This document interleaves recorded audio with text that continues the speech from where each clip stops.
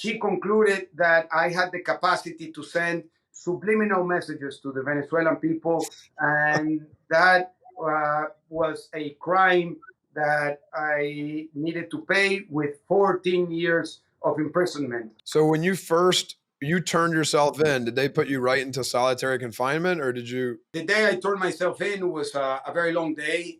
It started being in clandestine, then I went into the trunk of a car, and then I went to a friend's house, and there were hundreds of thousands of people in the streets. So I went to this protest that I had called for through social media, and I turned myself in. I was thrown into an armored vehicle of the National Guard, and the commander of the National Guard was very nervous, and he was preparing to repress the people that were protesting. And I told him, don't do that. If you do that, you're going to hurt people, and people might be even killed. So he said, what can we do? And he said, give me a megaphone, and I'll tell the people to be nonviolent.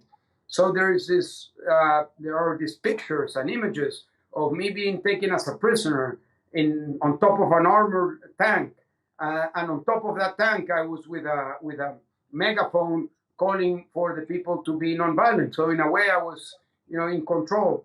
But then they took me to an airport in the center of Caracas. They put me into a helicopter. From there, they took me to the courts, and they did a fast-track decision and sent me to a military prison an hour and a half away from Caracas.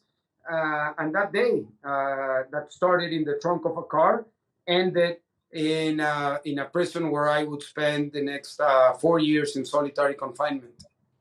When the trial finally began, the prosecutors were allowed to bring in over 100 witnesses, while you were allowed only 1 or 2 of the roughly 60 you requested.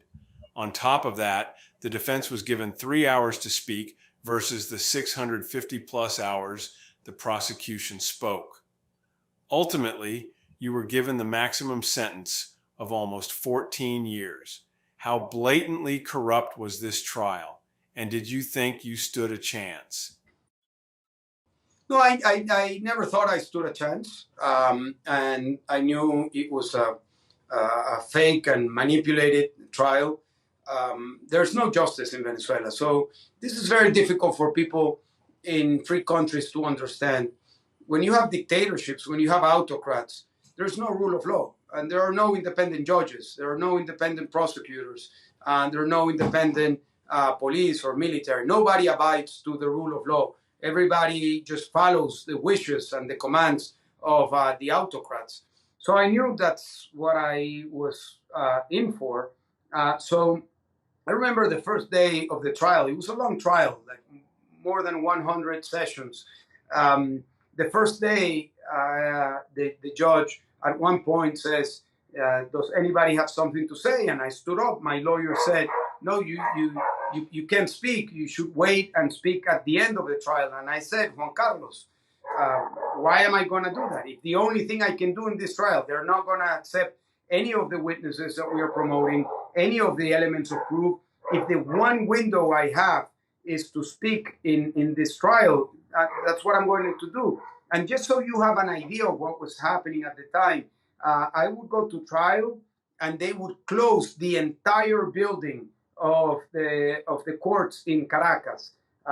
More than 100 courts would be closed for an entire day. Every time I went, they would close the 4 or 6 blocks around the court building in Caracas, and it was completely sealed.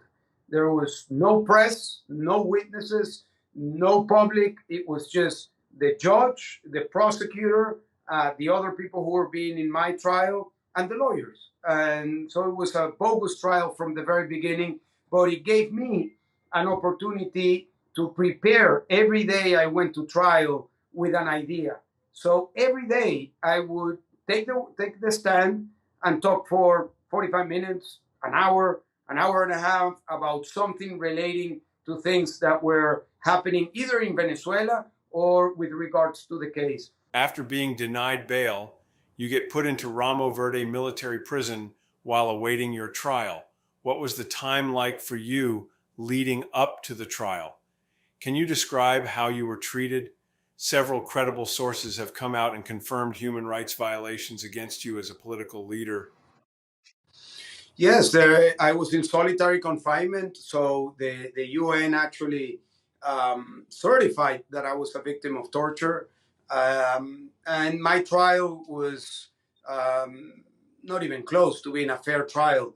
I was accused of leading protests, and particularly, I was accused of using the art of the speech in order to lead the protests. So my entire trial was about the speeches that I had given to the Venezuelan people in December, in January, in February of 2014. And at the end, the judge concluded that even though I never called for violence, because I never did, she concluded that I had the capacity to send subliminal messages to the Venezuelan people, and that was a crime that I needed to pay with 14 years of imprisonment. So I was sentenced to 14 years in prison for sending subliminal messages to the Venezuelan people.